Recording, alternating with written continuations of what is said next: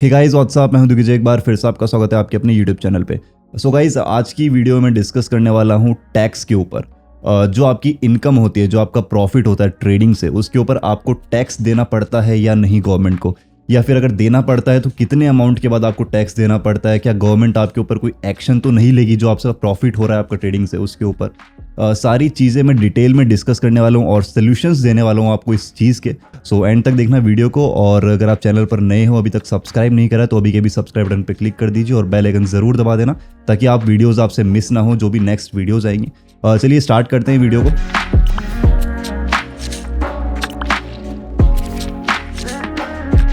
So guys, बहुत से लोगों के इस चीज़ के ऊपर कमेंट भी आए थे कि आप टैक्स देना पड़ता है या नहीं, इसके रिगार्डिंग आप एक वीडियो बनाओ, इसलिए मैं ये वीडियो आपके लिए लेकर आया हूँ। सो गाइज़, जिन लोगों का ट्रांजैक्शन, जिन लोगों का प्रॉफिट लैक्स में नहीं होता है, मतलब आपकी ट्रांजैक्शंस लैक्स में नहीं होती हैं, 1 लाख के अंडर है या फिर 2 लाख के अंडर है, ज़्यादा अमाउंट की आप ट्रांजैक्शंस नहीं करते हो, डेली इन आउट नहीं करते हो, तब आपको फर्स्ट ऑफ ऑल आपको बिल्कुल भी टेंशन लेने की ज़रूरत नहीं, उतना आपको अलाउड है।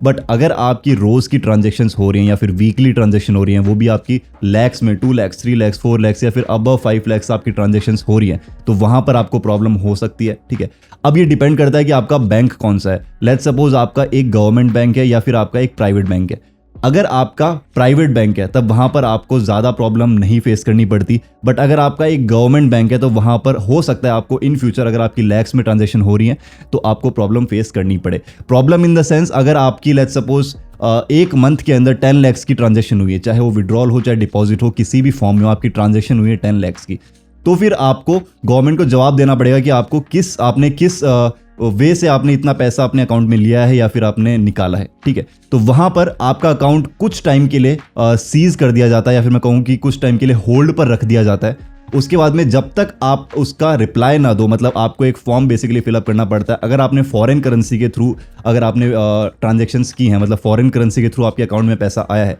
तब आपको एक स्क्रीन के ऊपर एक फॉर्म दिख रहा होगा, जो कि मैंने भी एक टाइम पर भरा था जब मैंने गवर्नमेंट बैंक्स के थ्रू मैंने विड्रॉल्स एंड डिपॉजिट्स किए थे, तब मेरे को भी ये इशू आया था। एंड आपको भी ये फॉर्म जो दिख रहा है, इस टाइप का फॉर्म आपको दिखाई देगा। इंडियन करेंसी के थ्रू आता है, उसका भी एक फॉर्म होता है। तो इस टाइप का फॉर्म आपको भरना होता है और उनको बताना होता है कि किस तरह की ट्रांजैक्शंस आपने किए हैं, कहाँ से आपका पैसा आ रहा है। उसके बाद में आपका अकाउंट ओपन हो जाता है। इसमें ज़्यादा कुछ प्रॉब्लम नहीं है, बट आपको यहाँ ये फॉर्म फिलअप करना पड़ता है। ठीक है, अब इसके अंदर मैं आपको सजेशन ये दूंगा कि आप प्राइवेट बैंक्स के साथ जाओ, आप गवर्नमेंट के साथ भी जा सकते हो, बट आपको उसको, अगर आपकी ज़्यादा ट्रांजैक्शंस है तो आपको इस तरह का फॉर्म फ्यूचर में भरना पड़ सकता है। ठीक है, वो भी आप अवॉइड कर सकते हो अगर आप ITR भरते हो। सबसे पहली बात, अगर आपकी लैक्स में ट्रांजैक्शन हो रही है, आपको ITR भरना बहुत ही ज़रूरी है। अगर आप कोई भी इनकम करते हो तो आपको उसका टैक्स भरना बहुत ही ज़रूरी है। अगर आप कोई भी इनकम किसी भी सोर्स से ले रहे हो तो गवर्नमेंट के रूल के अकॉर्डिंग आपको 18% GST आपको देनी पड़ती है, तो वो बहुत ही ज़रूरी है, आपको देनी भी चाहिए। उसके बाद में आपका जो CA रहता है, आप उससे कंसल्ट कर सकते हैं कि मैं इस तरह की ट्रांजैक्शंस को, मैं इस पर्टिकुलर प्लेटफॉर्म से इतना पैसा कमा रहा हूं, तो अब मैं इसको किस तरीके से मैं दिखाऊं अपने ट्रांजैक्शंस के अंदर। वो आपको पूरी सलाह देगा, वो बहुत ज़्यादा नॉलेजेबल रहते हैं, तो वो आपको ज़्यादा बेहतर सलाह देंगे इस मामले में। बट मैं आपको यहाँ पर एक चीज़ बोलूँगा, आप प्राइवेट बैंक के साथ जाएंगे अगर आप ट्रेडिंग से इनकम करते हैं, तो फिर आपको ज़्यादा प्रॉब्लम फेस नहीं करनी पड़ेगी। ये मेरा पर्सनल ओपिनियन है।